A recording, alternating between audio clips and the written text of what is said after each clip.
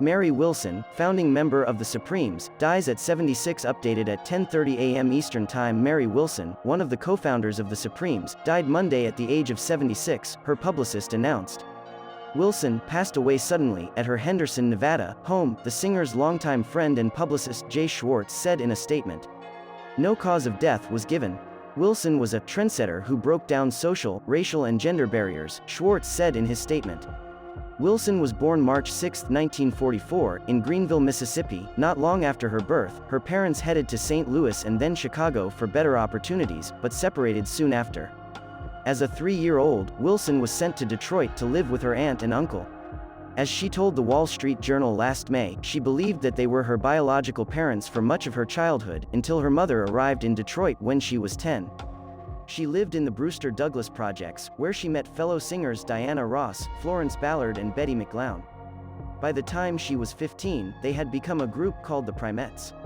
Ross coaxed her former neighbor, Smokey Robinson, to introduce them to hitmaker Berry Gordy and his Motown label, but Gordy thought they were too young to sign.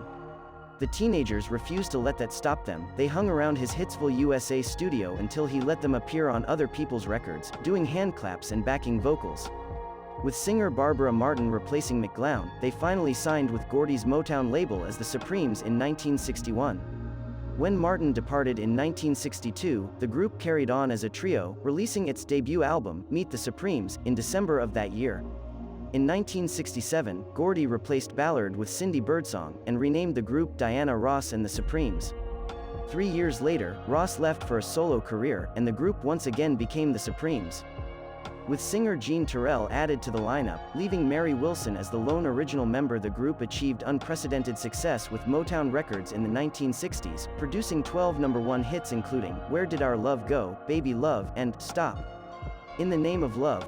In 2006, Wilson explained to NPR's News and Notes that in 2001, she had gone back to school to get an associate's degree after her long and stellar career in the music industry. I recall being 13 or 16 years old, she said, and signing our first recording contract. Well, I didn't know what the heck was on that contract.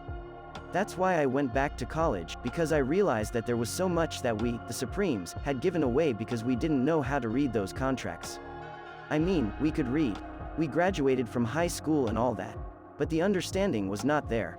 In the 2000s, Wilson was an instrumental advocate for the Truth in Music Advertising Act, which is now law in at least 35 states.